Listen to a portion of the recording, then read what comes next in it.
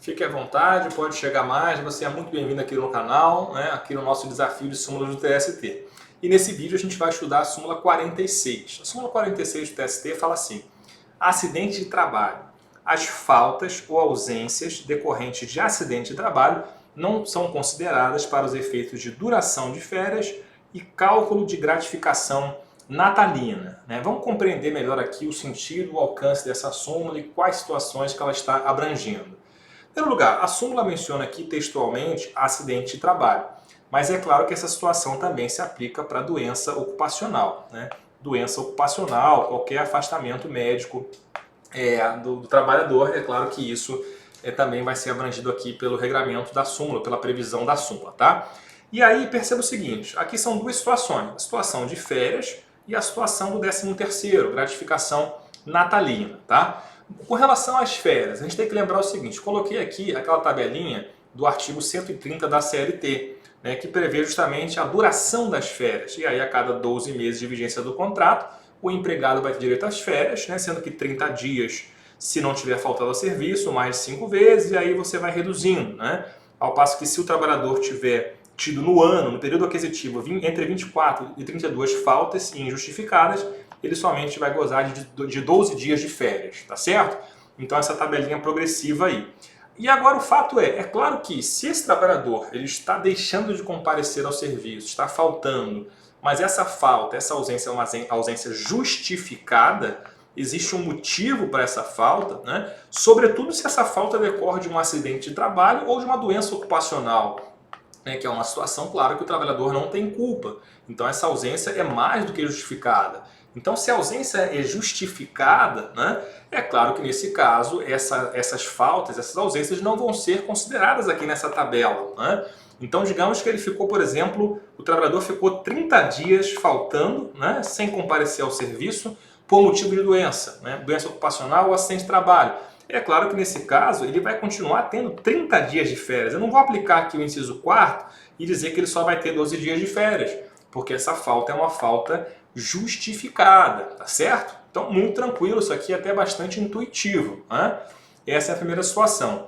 A segunda situação aqui que a gente tem que relembrar com relação às férias é o 133, inciso 4º, né, que prevê, eu poderia chamar aqui de uma espécie de exceção. Por quê? Porque a gente viu então que as faltas por motivo de doença, de acidente de trabalho, elas não vão ser computadas, são faltas justificadas.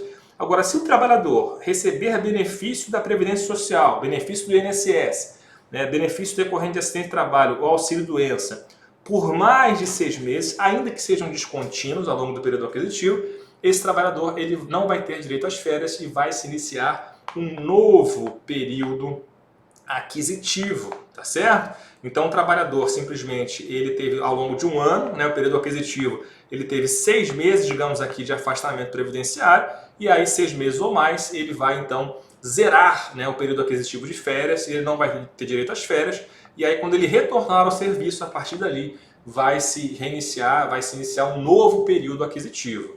Tá? Então esse vai ser o impacto aí do acidente, da doença, né, com relação à questão de férias, né? Então a ausência por benefício previdenciário, né, ela não vai se descontar, o empregado vai continuar tendo o direito de receber férias de 30 dias, porque essa falta é justificada, mas se passar de 6 meses aqui ao longo do ano de benefício previdenciário, nesse caso vai zerar, e quando ele voltar do benefício previdenciário vai começar um novo período aquisitivo. Tá certo? Isso que acontece com relação às férias. Com relação ao 13º, é o seguinte, essa súmula até se explica historicamente porque ela é de um período bastante antigo, antes da gente ter essa previsão da Lei 8.213 de 91, no artigo 40, que prevê o abono anual, né, na situação do segurado que recebeu auxílio-doença, auxílio-acidente, ou aposentadoria, ou pensão por morte, ou auxílio-reclusão, né? Ou seja, o empregado acidentado, ou que esteja afastado por motivo de doença, né, perante o INSS, recebendo benefício previdenciário, portanto, ele está aqui recebendo o benefício previdenciário, e esse empregado ele vai fazer jus a receber também o abono, e esse abono nada mais é do que o 13º, tá? É o 13º, até o parágrafo 1 nos esclarece que esse abono anual ele vai ser calculado no que couber da mesma forma que a gratificação de Natal dos trabalhadores, né? Ou seja, benefício previdenciário vigente, ele vai ter também o abono, ou seja, o 13º, nesse caso que fica a cargo da Previdência, fica a cargo da Previdência. Então, o empregador, na verdade, ele só vai responder pelo 13º referente aos 15 dias iniciais de afastamento. A gente tem que lembrar que quando o trabalhador vai se afastar por motivo de doença, os 15 primeiros dias são pagos pelo empregador, né? E aí o trabalhador não trabalha, não presta serviço, mas recebe. E aí por isso eu vou ter aqui a figura da interrupção do contrato de trabalho. Quando chega no 16º dia, isso aqui vira uma suspensão. Né? Por quê? Porque o trabalhador não trabalha, mas também não ganha salário. Ele passa a ganhar benefício previdenciário. Né? Ou seja, nos 15 primeiros dias, então, o empregador não paga o salário, ou melhor, o empregador paga o salário, os 15 primeiros dias o empregador paga o salário e paga o 13º também. Tá? Esses 15, né? Então no caso seria metade aí, metade de um mês, né? Isso vai ser, claro, pago pelo empregador, inclusive quanto ao 13º. Chegou no 16º dia, o empregador não paga mais salário, né? E também não paga mais o 13º. Quem paga o 13º a partir do 16º dia é o INSS também, tá?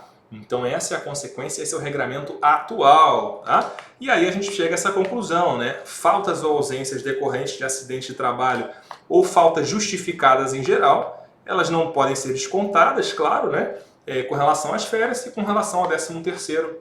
Na prática, o empregador vai pagar os 15 primeiros dias de afastamento em caso de doença e a partir do 16º dia, o 13º também vai ser pago pela Previdência Social. Maravilha? E com isso a gente fecha mais um vídeo aqui do nosso Desafio de Súmulas. Continue acompanhando. Até o próximo!